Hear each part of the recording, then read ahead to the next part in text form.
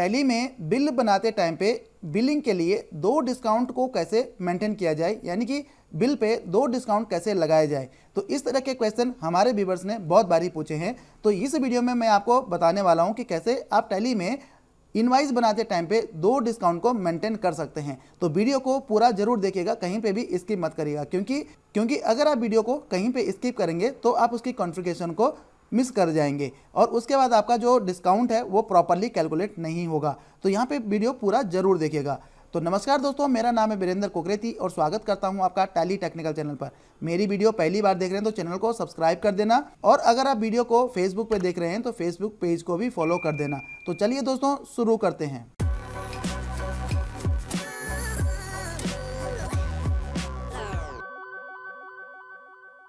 तो दोस्तों आप में से बहुत सारे लोग जानते होंगे कि टैली में एक डिस्काउंट तो आइटम के साथ में, जिसको कि हम कैश डिस्काउंट कहते हैं या आप उसको ट्रेड डिस्काउंट कहते हैं, तो एक डिस्काउंट तो टैली में आता है जिसको कि सामने हमें दिखता है। लेकिन दूसरा डिस्काउंट हम कैसे बिल में ऐड करें, तो यहाँ पे आपको ज़्यादा कुछ नहीं करना है, बस थोड़ा सा कॉन्फ़िगरेशन आपको करनी पड़ेगी। तो यहाँ पे हम एक बिल बनाते हैं और बिल बनाने के साथ साथ हम उसमें 2 डिस्काउंट को ऐड करते हैं। तो हम चलते हैं सेल्स इनवाइस में। सेल्स इनवाइस में सबसे पहले आपने क्या करना है, आपने F11 करना है, और F11 करने के बाद में यहाँ पे सबसे नीचे आप जाएंगे सेकंड ऑप्शन में use discount column in invoice, तो इसको आपने यस कर देना है। तो इससे क्या होगा, जब आप आइटम को सेलेक्ट करेंगे उसकी क्वांटिटी डालेंगे, उसका रेट डालेंगे, तो उसके बाद जो आपका एक डिस्काउंट है, डिस्काउंट का कॉलम आपके पास आ जाएगा। अब उस डिस्काउंट से आपका जो जिसको कि आप कैश डिस्काउंट कह सकते हैं, तो वो डिस्काउंट जो है आपके किसी भी लेजर को या किसी भी रिपोर्ट को हिट नहीं करेगा। तो यहाँ पे आपने इसको यस कर देना है। तो एक ऑप्शन तो हमने, यानी कि एक डिस्काउंट तो हमने इनेबल कर दिया है। दूसरा डिस्काउंट हमें इनेबल करना है, वो करना है हमें यहाँ पे सेल्स इनवाइस में F12, और F12 करने के बाद में यहाँ पे एक ऑप्शन आता है provide cash oblique trade discount. तो इस ऑप्शन को भी आपने यहाँ पे यस कर देना है और इस विंडो को सेव कर देना है। उसके बाद आपने यहाँ पे बिल बनाने के लिए पार्टी चूज जैसे ही आप करेंगे, ये सारी डिटेल्स यहाँ पे आती हैं, तो ये भी मैं यहाँ पे नहीं डालता हूँ। और उसके बाद सेल्स लेजर हमने ये यहाँ पे ले लिया है, और उसके बाद हमें यहाँ पे आइटम चूज करनी है। अब यहाँ पे आप देखेंगे क्वांटिटी पे हमारा कर्जा चला गया। अब इसकी मान लीजिए 100 क्वांटिटी है और जिसका जो रेट है वो 1000 रुपीज़ है। तो यहाँ पे देखिए जो ये डिस्काउंट का कॉलम आपको यहाँ पे दिख रहा है, तो जब आपने F11 से कॉलम को इनेबल किया है, ऑप्शन को इनेबल किया है, तो आपको यहाँ पे देखने को मिल रहा है। तो यहाँ पे होता क्या है, जैसे कि आपने इसमें 5% डिस्काउंट डाल दिया, तो यहाँ पे देखिए इसने डायरेक्टली आपका जो रेट है उसी के साथ उसको मैनिपुलेट कर दिया है।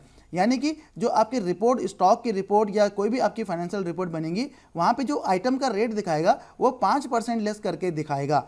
ठीक है, तो ये तो हो गया आपका कैश डिस्काउंट। अब दूसरा डिस्काउंट हमें कैसे करना है यहाँ पे इनेबल, जैसे कि मैंने आपको बताया F12 करना है, और F12 करने के बाद में आपका जो ये डिस्काउंट है, दूसरा डिस्काउंट इनेबल हो जाता है, ट्रेड डिस्काउंट। तो जैसे आप एंटर करेंगे तो यहाँ पे आपको आइटम के नीचे ही दूसरा डिस्काउंट यहाँ पे देखने को मिलेगा।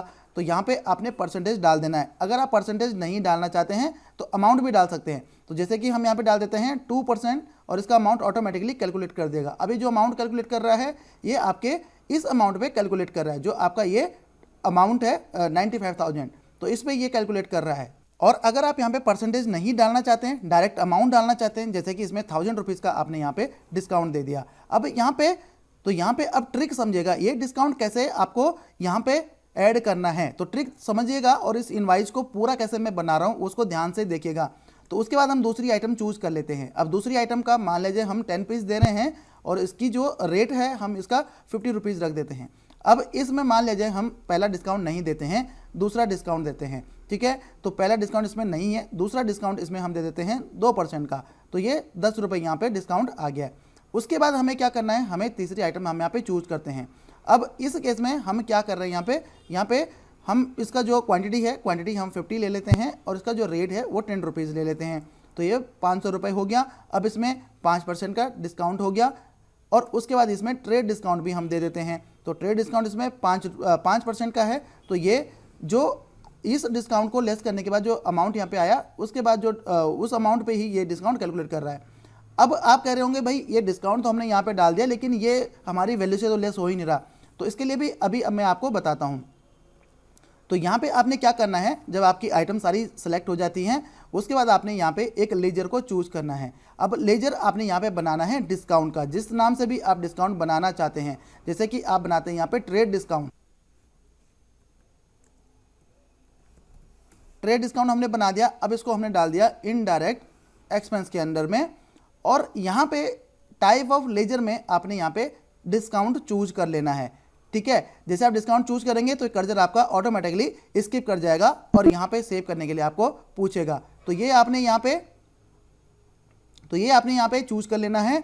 और यहाँ पे आप देखेंगे आपका जो डिस्काउंट है यहाँ पे ऑटोमेटिकली आ गया है। अब ये कहाँ से आ रहा है, ये आपका जो आपने यहाँ पे डाला था 1000, 10 एंड 23 रुपीज़ 75 पैसा, तो इसने क्या किया है, इसको कंसोलिडेट कर दिया है, इन सभी को यहाँ पे जोड़ दिया है और इस लेजर में ऑटोमेटिकली यहाँ पे पिक होके यहाँ पे आ गया है। तो ये दो डिस्काउंट यहाँ पे हमारे आ गए। उसके बाद जो भी आपका टैक्स लगता है, टैक्स आप यहाँ पे लगा सकते हैं। अब इन दोनों डिस्काउंट में फ़र्क क्या है, अब हम इसको सेव कर देते हैं और सेव करने के बाद में देखते हैं कि इसका जो इफेक्ट है क्या दिख रहा है हमें। अभी ये डिस्काउंट खत्म नहीं हुआ, इसके बारे में और भी मैं आपको बता रहा हूँ, तो उसको भी आप ध्यान से समझिएगा।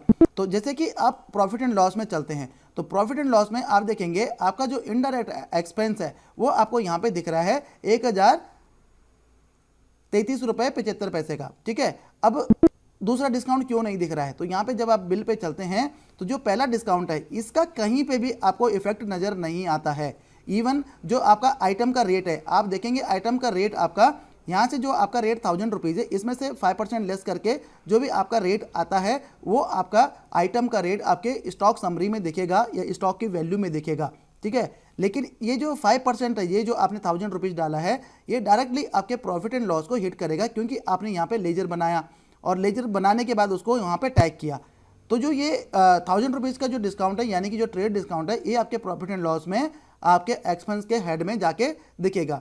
अब इन दोनों डिस्काउंट को आप इस तरह से मेंटेन कर सकते हैं। तो अगर आपको समझ नहीं आया, अगर आपकी कुछ क्वेरी है या आपने कुछ पूछना है, तो प्लीज़ मुझे कमेंट बॉक्स में कमेंट करिए।